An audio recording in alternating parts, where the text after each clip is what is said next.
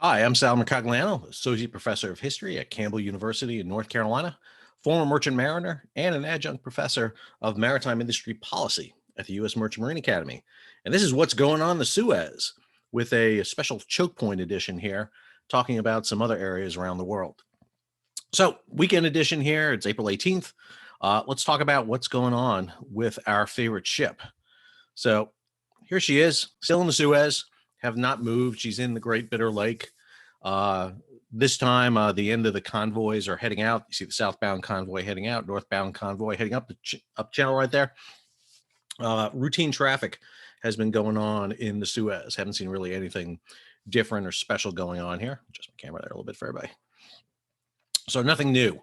Uh, the reports are still the same. This is the latest out of Egypt, actually. This is in Egypt today.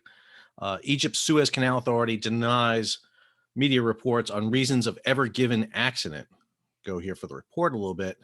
You'll see a statement here. In the statements, the Suez Canal Authority spokesman, George Safwat, affirmed that the authority denies such media reports, adding that the investigations are still ongoing in parallel with the negotiations with the ship owner and the insurance company to reach an agreement on the amount of compensation that will be given to the authority for the moral and financial casualties of the accident. This goes back here talking about whether a technical error or other human error were responsible. Egyptian newspaper Al Watan reported on Sunday that the accident of Ever Given ship in the Suez was due to, quote, a technical malfunction of the ship besides a human error caused by the captain of the ship. So again, we're going back to issues of what is the cause of the accident. We do not have any official statements from anybody, which gives us a definitive idea of what causes this accident. Again, the ship owner, the ship company, the operating company, all basically say the same thing, that wind and weather are the chief cause for this. We had that initial report from the agent, from the flag, the Panamanian registry, about the ship going dark. Since then, again, no confirmed reports. Now, the vessel data recorder, the VDR, will provide a lot of that information. It's an encrypted machine, so the crew cannot access it. They can't read the data. That has been made available to all the investigators, the insurance companies, the Panamanian registry, and the Suez Canal. So we're waiting to see what happens here at this point. They talked about here the issue about the ship being arrested. We knew that already. The issue of about $916 million being leveled against them by the Suez Canal Authority. 300 million of that is for salvage bonus, and 300 million of that is for loss of reputation, and so on, as according to Evergreen. There was a report, I mentioned this the other day, that the UK P&I Club, along with Evergreen, had sat down with the Suez Canal Authority and made them a quote unquote generous offer. We don't know what that generous offer was, but obviously the Suez Canal Authority has rejected it. And that means that as of now, the ship remains in the Great Bitter Lake. We know 2 of the crew have been released, allowed to go home. That would still leave 23 of the Indian crew on board the vessel. This report in here by Business Insider talks about the idea that, sorry, this little thing up here. The operator of the Ever Given may be forced to unload its 18,000 cargo containers onto other ships, the report says. They cannot do that in the Great Bitter Lake. Again, a lot of people don't understand how these vessels operate and how they work. The ship would have to go up into Port Said, the north end of the canal, and offload into the APM terminal there. The terminal has container cranes that can handle them. We talked about this in a previous episode. And then those containers in turn could be then transloaded onto other vessels. The issue you have is that since this ship declared general average, those containers and the contents are responsible for some of the salvage costs. If the Egyptians level a $300 million salvage bonus against Ever Given, then a portion of that would be leveled against the containers based on the value of the containers. So it's not exactly clear that the containers will be able to be moved, which means then you're storing, again, this is a 20,000 box ship, but she's not carrying 20,000 TEUs.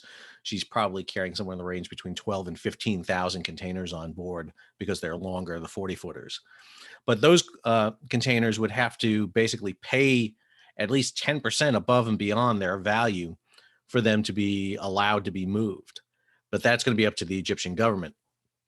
And for an arbitration court, which eventually hears this case, the company Evergreen is trying to separate the cargo from the ship. They want to get the ship loose. They want to get the ship loose, get it into a dry dock, get it fixed, and back on service because they're going to lose money because this ship is not in service. There's also another issue here that I will tell you that it's not like the Suez doesn't have leverage here in this situation. I mean, Evergreen ships go through the canal on a daily basis. Cargo goes through the canal on a daily basis. They really don't need to hold the ship here. And they're really making an interesting play here by holding the ship, because what this is telling the other container companies is should something go wrong, they may lose a vessel. Now, we've seen an experience with this with Somali pirates in 2009 when Somalis grabbed ships. The companies were willing to let those ships be held and just pay them off ransom. So the question here is what happens? Are they going to pay off the Egyptians? Is there something to be done behind the scenes that pays off the Egyptians to allow this to be done? The problem is the Egyptians are making this a huge story to their people. And if they don't get the $916 million, which they have now declared they have to have, then they're going to lose some of their reputation about this. And that's a big problem coming forward.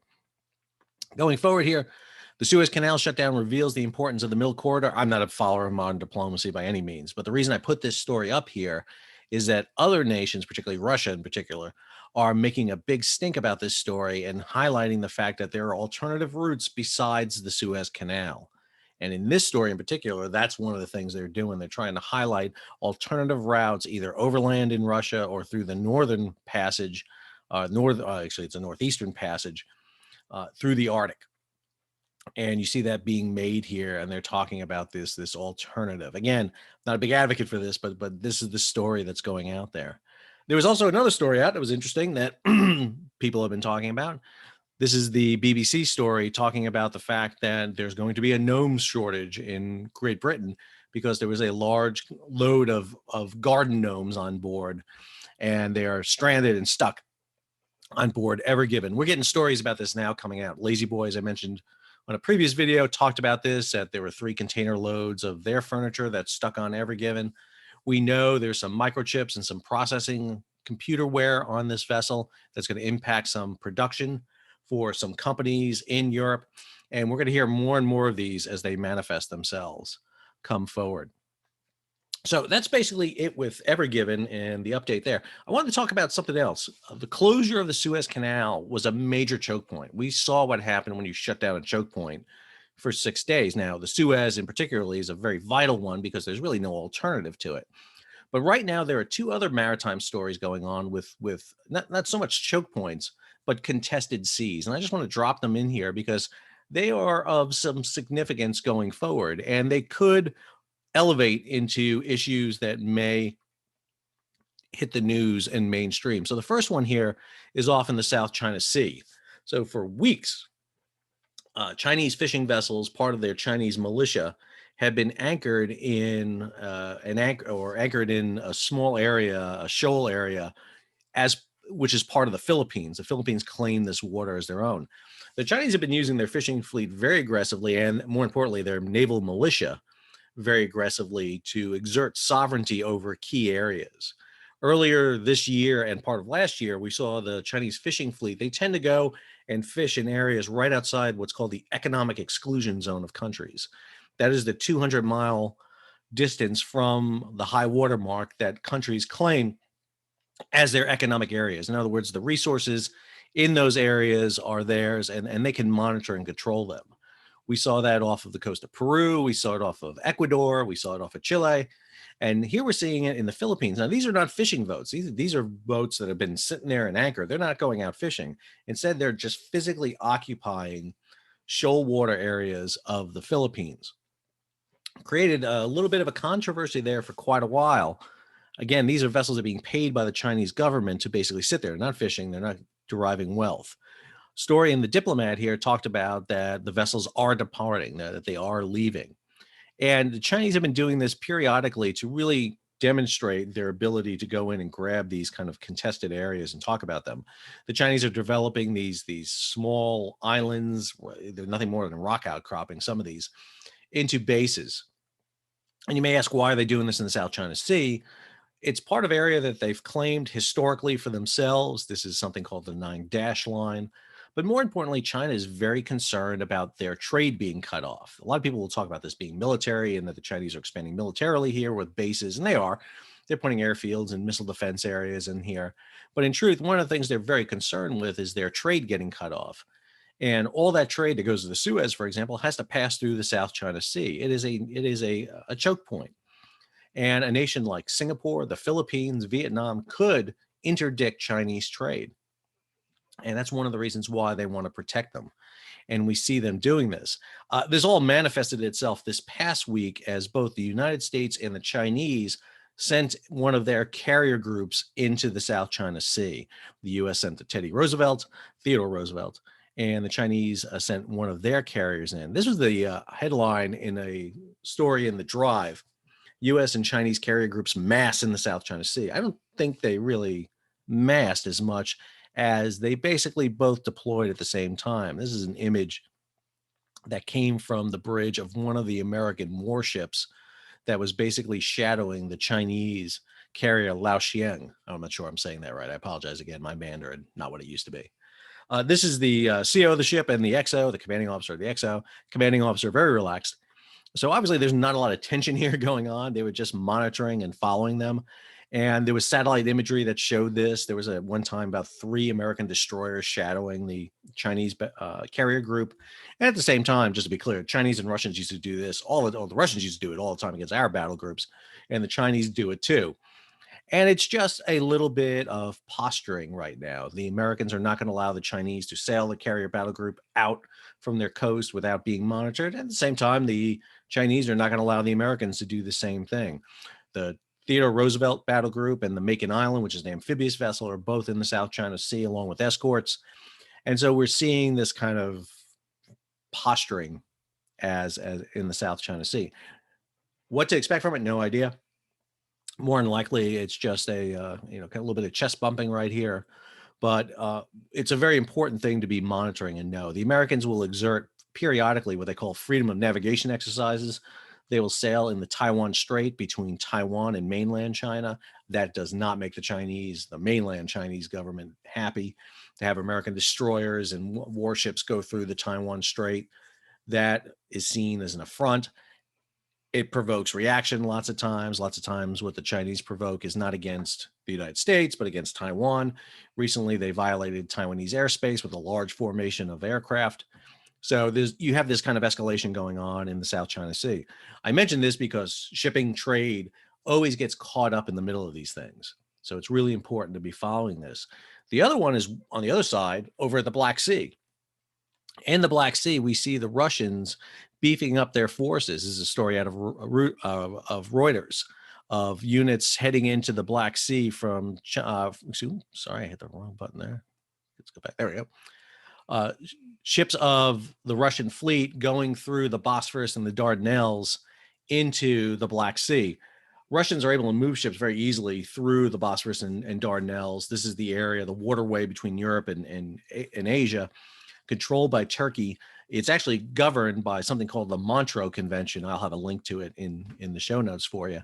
The Montreux Convention basically says when warships can transit in and out of the area. The big thing is the Russians are kind of posturing right now against Ukraine. They've been doing this since 2014, but this is a big posturing. They're talking about closing with something called the Kerch Strait, which is between Crimea and mainland Russia. Crimea, again, was an area that was historically Russian. When the Soviet Union broke apart, it was part of the Ukraine. And since then, the Russians have taken it back through a kind of subversion campaign. And now Crimea is once again under Russia. The Russians have been building up forces, a lot of imagery and videos of that going on. And now you see elements of the Russian Navy, sorry, old habits, Russian Navy moving in to the Black Sea. Now, there was a story that the United States was going to surge a couple of destroyers in, something we do periodically. We've been sending U.S. warships into the Black Sea on a fairly routine basis. But now the U.S. is backing off. There's dialogue between President Putin and President Biden. And so there's a little bit of kind of, we're not going to be sending them in, which is very interesting again, because again, look at the dichotomy going on here. In case of South China Sea, you see American destroyers right alongside Chinese aircraft carrier. But in the Black Sea, you're seeing the Americans kind of backing off a little bit here and allowing Russians to surge forces in. We don't know what's going to happen. But should an incident happen in either the Black Sea or the South China Sea, it will impact everything. In the South China Sea, trade dramatically will be impacted. Black Sea, not so much. Obviously, it's a kind of a cul-de-sac of water, so you wouldn't see too much. But if the Americans want to surge forces into the area, they got to go through Turkey, the Montreux Convention. Will Turkey allow the passage of vessels through under the convention? If you have to move forces, military forces, where are they going to go? How are you going to land them? The Americans have been doing a big exercise over the past 2 years, Defender, where they've been sending brigade-sized forces into the Baltic states, Lithuania, Estonia, Latvia, Poland. Will the U.S. do this if they need to? All of these things are extremely dependent on access to the sea, freedom of the seas, and global trade. How does this kind of happen? And what you saw was when you close a key waterway like the Suez or the South China Sea or the Dardanelles and the Bosphorus to the Black Sea, what is the impact of that? And it has impact not just on global trade, but also politics, society, economics, you name it, everything. Everything's involved. And so, watch the choke points is always a good watchword because those control of those key little maritime areas have been essential throughout history. We've seen it throughout history. Control of Gibraltar for the British, the Suez, Singapore, uh, the English Channel, the Panama Canal. All these have been so essential throughout history, and now we're seeing them once again resonate.